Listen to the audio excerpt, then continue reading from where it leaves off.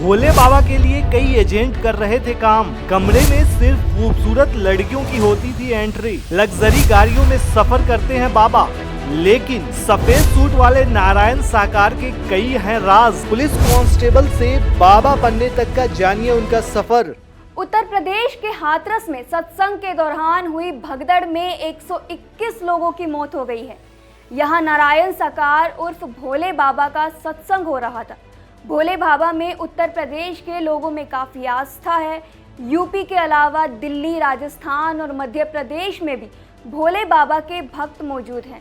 कुछ लोगों का कहना है कि भोले बाबा के आश्रम में कई राज छिपे हुए हैं। भोले बाबा को हमेशा सफ़ेद सूट में देखा गया है।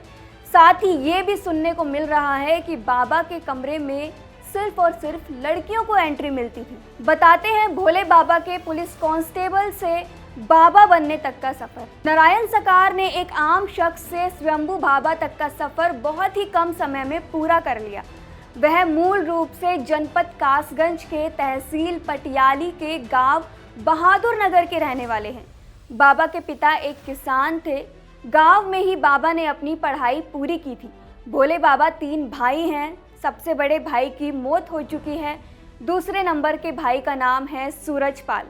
तीसरे नंबर का भाई बीएसपी में नेतागिरी करता है और गांव बहादुर नगर का 15 साल पूर्व प्रधान भी रह चुका है। बता दें कि दूसरे नंबर वाले भाई सूरजपाल ही भोले बाबा हैं।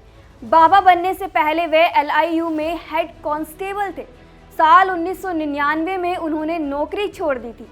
बाबा बनने के बाद सफ़ेद सूट उनकी पहचान रही है। इनकी पत्नी का नाम प्रेमवती है। ऐसे आरोप लगाए जा रहे हैं कि भोले बाबा के लिए कई एजेंट काम कर रहे थे। वह एजेंटों को भ्रमित करने के लिए पैसे देते थे।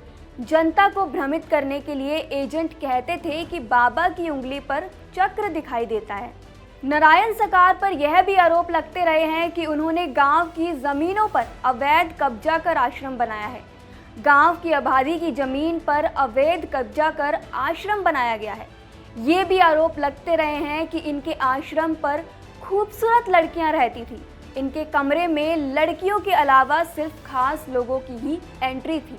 अन्य लोगों को भोले बाबा के कमरे के अंदर जाने की इजाज़त नहीं है। किसी बाहर के आदमी को तो उनके कमरे में जाने की कतई अनुमति नहीं है। भोले बाबा के पास बहुत ही महंगी लग्जरी गाड़ियां हैं। हालांकि बाबा जो लग्जरी गाड़ियां इस्तेमाल करते हैं उनमें से एक का भी रजिस्ट्रेशन उनके नाम पर नहीं है। सभी गाड़ियां दूसरे लोगों, खास तौर पर भक्तों के नामों पर है। बाबा ने अपने नाम पर कुछ भी नहीं रखा है। बताया जा रहा है कि एक बार ये जेल भी जा चुके हैं। हालांकि पिछले कुछ समय से बाबा की मान्यता लगातार बढ़ रही थी। तो वहीं पिछले साल बाबा के दरबार में यूपी के पूर्व मुख्यमंत्री और सपा अध्यक्ष अखिलेश यादव भी पहुंचे थे। अखिलेश की बाबा के दरबार में पहुंचे की तस्वीरें सोशल मीडिया पर जमकर वायरल हो रही है। हालांकि आपका भोले बाबा पर क्या कहना है, हमें अपनी राय कमेंट सेक्शन में ज़रूर बताएं।